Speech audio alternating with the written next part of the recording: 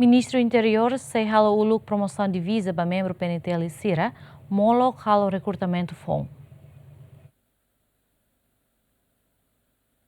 Da DAUNE Recursos Humanos sai preocupação e a instituição PNTL, também membro PNTL e a cada unidade menos, no membro balum tama ona baidade reforma. Ministro do Interior promete atuar o recrutamento para membro PNTL FON e a TINANE, mas bem relatório russique para Ministério do Interior no PNTL, deve recolher ela dados russi membro PNTL Sira, com a promoção de visa, recrutamento no membro Sira nebe idade to ona atu reforma. Ami tahu di angkatan 27 de março ne atu sai alisan lorong para atual promoções basira.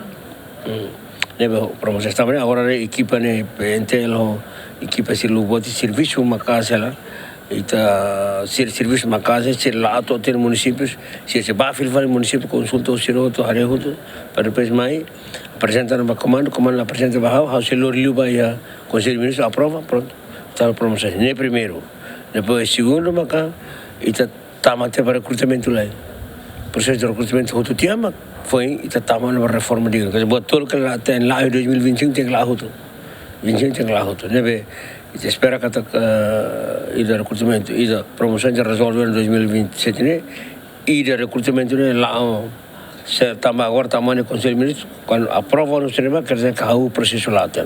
Processo lá, ita espera que to full em junho então acaba no dia né e tamar para reforma bem digno quer dizer que está ona para resolver esse problema se mesmo está sair desse. Fuano Infali, comandante comando pessoal na formação, superintendente Sefi Arquimínio Ramos afirma que requisitos para recrutamento membro PNTL FON e a TINANE se for prioridade liu baso vencida husi idade salacional to ronulo recenheto no se for oportunidade para feito o porcento tolo nulo. João Carlos Gemen.